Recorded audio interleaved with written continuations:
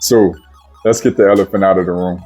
The U.S. economy is an absolute suspense horror film right now.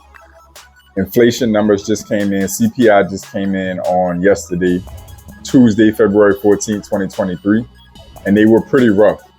Inflation was down month over month, but was well above expectations for its cooling down. It's slowing down slower. So this basically means that the Fed's measures to compress inflation and bring it down to the 2% target level is starting to not be as effective as they were hoping. We have other metrics coming in, like the jobs report coming in magnitudes higher than economists were projecting. We have the lowest unemployment rates that we've had in over 50 years, which normally would be a great thing. But unfortunately, it's actually creating more pressure for the Federal Reserve in its fight against inflation. So it's an absolute whirlwind right now. What we're going to talk about in this video is what's going on with the economy, where things might be headed, a couple alternative routes of where things may be headed, and most importantly, what you need to be doing, paying attention to, and the moves you need to be making with your money around this ever-changing economic environment that we're in. We're going to cover all of that in this video. This is JP from Blueprint for Prosperity, helping you to increase your net worth through relationship banking, maximizing your borrowing capacity, proper use of life insurance, and the ownership of real estate. Like this video, subscribe to the channel, uploading content on a daily basis to help you customize your blueprint for prosperity. So, as we discussed in the intro of this video, things are crazy right now. The CPI numbers have come out, most recent unemployment numbers have come out, and all of those numbers are showing staunch resistance to the Federal Reserve's Fed funds rate hike for the first time since the rate hike has begun. The inflation numbers have been cooling down pretty significantly for months since the summertime when the Fed rate hikes really started to kick into gear. And now we're starting to see those stubborn resistant levels kick in a bit sooner than many thought it would. Some people were suggesting that the Fed would reach a stubborn point with the economy, maybe around the 5% range, but that's happening at 6% now. We have 6.4 as the CPI as of January of 2023, and it only cooled down 0.1% from December's numbers, which is the slowest slowdown that we've seen in months since the Fed rate hike started back in spring of last year. So we have two different pathways the economy can take right now. Inflation can continue to be stubborn, and the Federal Reserve may be forced to surpass their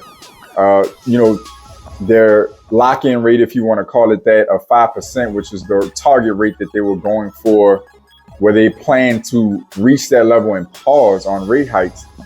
They may end up having to go up, a quarter basis point, even a half basis point or more before they can pause in order to get inflation to continue to cool down at a respectable pace. Otherwise, we could be at the interest rate levels that we're at now with stubborn inflation for years to come. This is exactly what the Federal Reserve does not want. So if the Federal Reserve has to get more aggressive or hawkish, then that means that they're going to continue to raise rates on their end in order to give inflation the proper pressure it needs to go down, as well as unemployment numbers. That needs to go up. So if that's the case, then that one pathway tells you that things are going to be rough economically, because in order to fight inflation effectively, the Federal Reserve has to work against the U.S. economy, hence why unemployment numbers need to go up. Hence why you're going to see borrowing rates for different loan types go up as well. These things slow down demand in our economy. And when demand slows down, the economy goes down with it. Now, GDP projections have been revised to increase the next quarter or two of this year, meaning that economists are projecting that the GDP will actually grow a little bit more than they suspected based on previous GDP numbers. But the reality of that is that can change pretty significantly. Our next Fed meeting is March 22nd of 2023.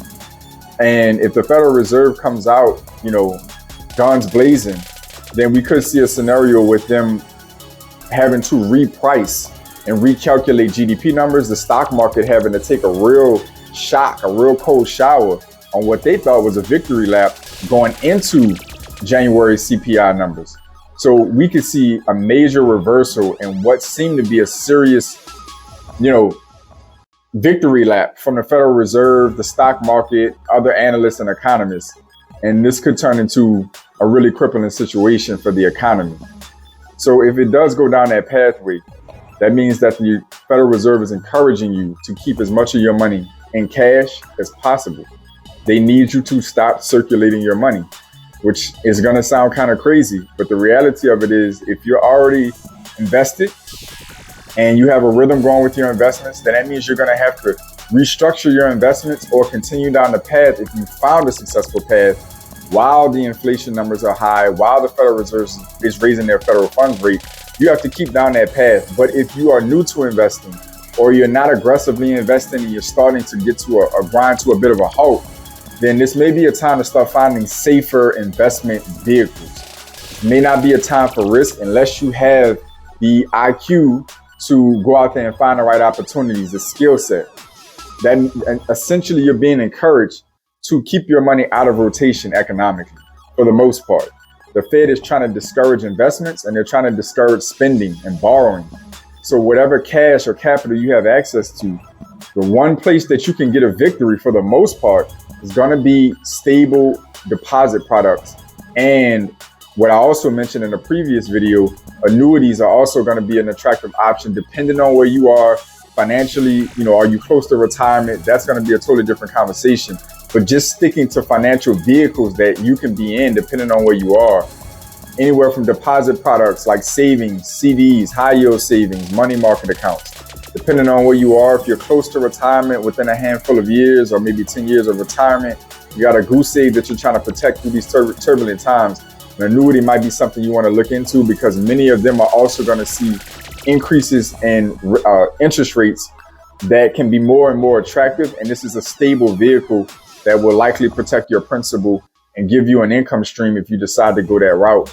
So there's not many places you can go that are safe if the inflation numbers keep, staying resistant and the Federal Reserve is forced to continue to take action.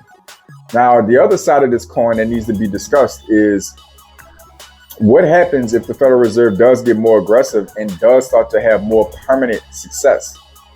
What that basically means, success for the Federal Reserve right now is not just inflation numbers dropping at a precipitous level, but that means unemployment numbers have to go up. That means money has to get much more expensive.